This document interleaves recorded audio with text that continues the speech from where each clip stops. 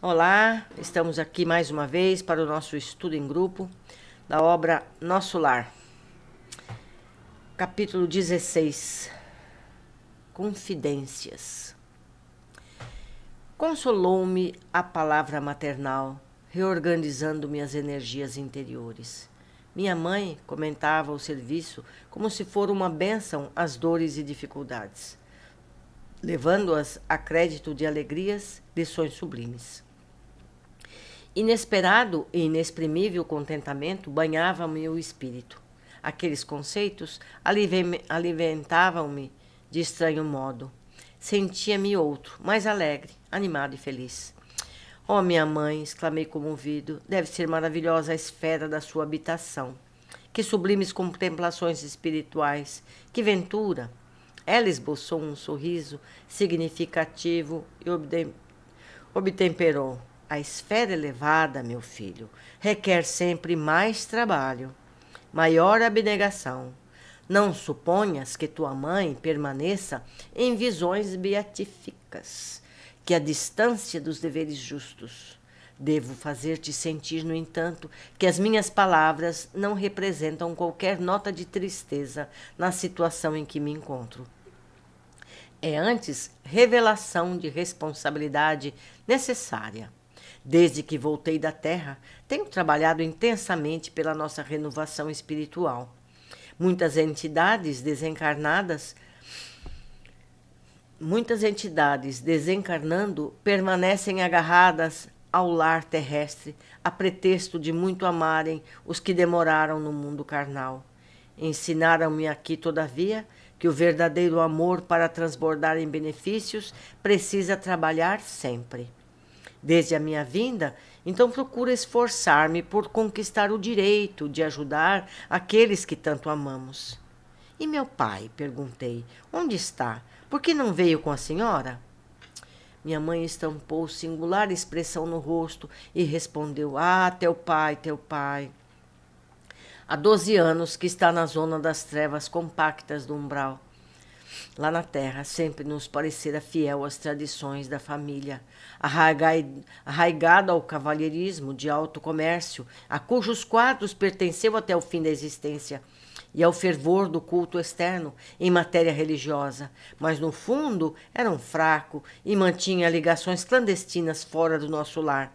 Duas delas estavam mentalmente ligadas à vasta rede de entidades maléficas, e tão logo desencarnou o meu pobre Laerte, a passagem no umbral lhe foi amarga, porque as desventuradas criaturas, a quem fizera muitas promessas, aguardavam-no ansiosas, prendendo-o de novo às teias da ilusão. A princípio, ele quis reagir, esforçando-se por encontrar-me, mas não pôde compreender que após a morte do corpo físico, a alma se encontra tal e qual vive intrinsecamente. Laerte, portanto, não percebeu minha presença espiritual, nem a assistência desvelada de outros amigos nossos. Tendo gasto muitos anos a fingir, viciar a visão espiritual restringida ao padrão vibratório, e o resultado foi achar-se tão só na companhia das relações que cultivava irrefletidamente pela mente e pelo coração. Os princípios da família e o nosso amor ao nosso nome ocuparam algum tempo do seu espírito. De algum modo, lutou repelindo as tentações, mas caiu afinal novamente enredado na sombra por falta de perseverança no bom e reto pensamento. Muitíssimo impressionado, eu perguntei: Não há, porém, meios de subtraí-lo de tais abjetações? Ah, meu filho, elucidou a palavra materna, eu o visito frequentemente. Ele, porém, não me percebe. Seu potencial vibratório é ainda muito baixo. Tento atraí-lo ao bom caminho pela inspiração, mas apenas consigo arrancar-lhe algumas lágrimas de arrependimento, de quando em quando, sem obter resoluções sérias. As infelizes das quais se tornou prisioneiro retiraram-no as minhas sugestões. Venho trabalhando intensamente anos a fio. Solicitei o amparo de amigos em 5 núcleos diversos da atividade espiritual mais elevada, inclusive aqui em nosso lar. De certa vez, Clarencio quase conseguiu atraí-lo ao Ministério da Regeneração. Mas debalde, não é possível acender a luz em candeia sem óleo e sem pavio. Precisamos da adesão mental de Laerte para conseguir levantá-lo e abrir-lhe a visão espiritual. No entanto, o pobrezinho permanece inativo em si mesmo, entre a indiferença e a revolta. Depois de longa pausa, suspirou, continuando. Talvez não saibas ainda de tuas irmãs, Clara e Priscila. Vivem hoje igualmente no umbral, agarradas à crosta terrestre. Sou compelida a atender às necessidades de todos. Meu único auxílio direto repousava na cooperação afetuosa da tua irmã Luísa, aquela que partiu quando você era pequenino. Luísa esperou-me aqui muitos anos. Foi meu braço forte nos trabalhos ásperos no amparo à família terrestre.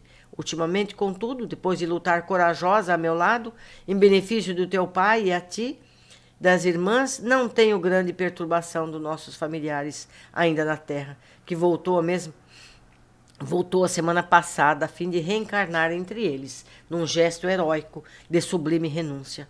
Espero, pois, que te restabeleças em breve, para que possamos desdobrar atividades no bem. Assombrava-me as informações referente a meu pai. Que espécie de lutas seriam as dele? Não parecia sincero praticante dos preceitos religiosos? Não comungava todos os domingos? Elevado com a dedicação mental, perguntei. A senhora, entretanto, auxilia o papai, não obstante a ligação dele com essas mulheres infames? Não as classifique assim, ponderou minha mãe. Dize antes, meu filho, nossas irmãs doentes, ignorantes ou infelizes. São filhas do nosso pai igualmente. Não tenho feito intercessões apenas por Laerte, mas por elas também. E estou convencida de haver encontrado recursos para atraí-los todos ao meu coração. Espantou-me a grande manifestação de renúncia. Pensei subitamente em minha família direta. Senti o velho apego à esposa, aos filhos queridos. Perante Clarencio e Lísias, deliberava-me sempre a recalcar sentimentos e calar indagações, mas o olhar maternal encorajava-me. Alguma coisa me fazia sentir que minha mãe não se demoraria muito tempo ao meu lado. Aproveitando o minuto que corria, célere interroguei. A senhora, que tem acompanhado o papai devotadamente, nada poderá informar relativamente a Zélia e as crianças? Aguardo ansioso o instante de voltar a casa, a fim de auxiliá-los. Oh, minhas imensas saudades devem ser igualmente compartilhadas por eles. Como deve sofrer a minha desventurada esposa com essa separação? Minha mãe esboçou um sorriso triste e acrescentou: tenho visitado meus netos periodicamente. Vão bem. E depois de meditar alguns instantes, acentuou: não deves, porém, inquietar-te com o problema do auxílio à família. Prepara-te, em primeiro lugar, para que sejamos bem-sucedidos. Há questões que precisamos entregar ao Senhor, em pensamento, antes de trabalhar na solução que elas requerem. Quis insistir no assunto para colher pormenores, mas minha mãe não reincidiu neles, esquivando-se delicada. A palestra estendeu-se mais longa, envolveu-me em sublime conforto. Mais tarde, ela despediu-se.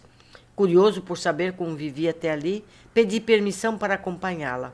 Afagou-me então carinhosa e disse: não venhas, meu filho, espera-me com urgência ao Ministério da Comunicação, onde serei munida de recursos fluídicos para a jornada de regresso nos gabinetes transformatórios. Além disso, preciso ainda visitar-me com o ministro Célio, para agradecer a oportunidade desta visita. E deixando-me na alma duradoura impressão de felicidade, beijou-me e partiu. O que pudemos observar até aqui? As oportunidades de trabalho são bênçãos para quem tem dores e dificuldades.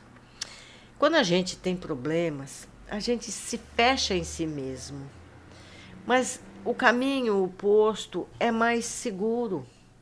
Se a gente procurar comparar os nossos problemas, as nossas dificuldades, com as dificuldades daqueles que estão bem perto de nós vamos entender que há problemas muito maiores que os nossos. E com isso, nós somos capazes de resolvê-los com mais facilidade, porque a gente se pode se munir de coragem e valentia para superar tudo isso.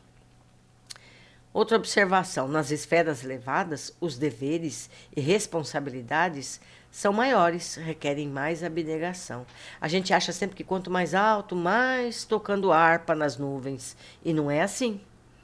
Quanto maior a nossa elevação espiritual, intelectual, mais deveres nós temos por aqueles que estão em menor estágio, em situações de mais ignorância.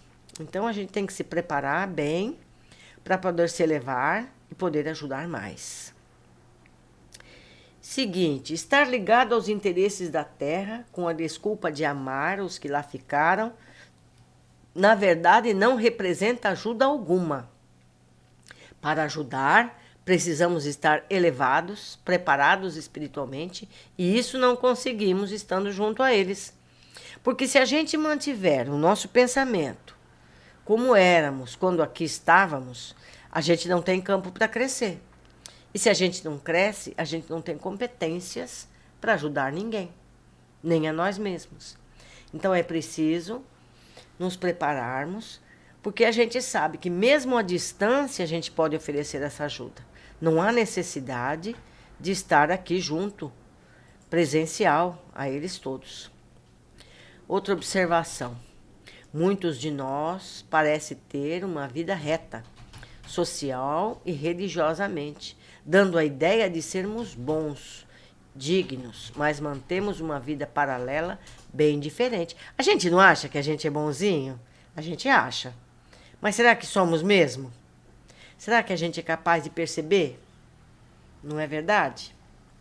Quando passamos para o mundo espiritual, já não se pode manter as aparências. Nossa verdadeira natureza prevalece, pois estamos no mundo das vibrações, e essas nós não conseguimos fingir. Portanto, estacionamos dentro do nosso padrão mental e não conseguimos ver ou sentir aos que estão em padrões mais elevados, o que dificulta que recebemos o auxílio. Isso se dá mesmo quando ainda encarnados.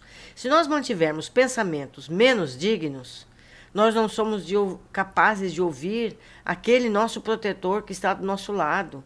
Não conseguimos ouvir os conselhos que eles nos dão, porque nós estamos pensando na vida alheia, estamos criticando aqueles que estão ao nosso lado, estamos tendo inveja, estamos sendo egoístas, e isso nos afasta cada vez mais das facilidades dos bons conselhos espirituais.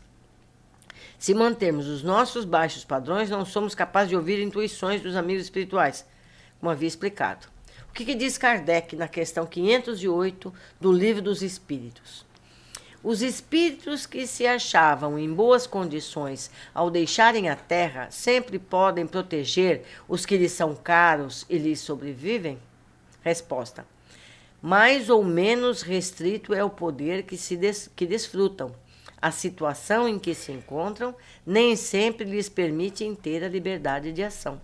Então, a maioria das pessoas acha que aquele nosso ser amado que partiu antes de nós está ali à nossa volta para nos ajudar. Não pode. Isso não é bom para ele, isso não é bom para nós mesmos. Ele precisa seguir o seu caminho, seguir a sua evolução, se aperfeiçoar para que possa, mesmo à distância, nos remeter a ajuda que necessitamos. Temos muito, muito, muito para aprender. Mas devagarinho, com essas lições, com essas nossas conversas, nós vamos pensando mais.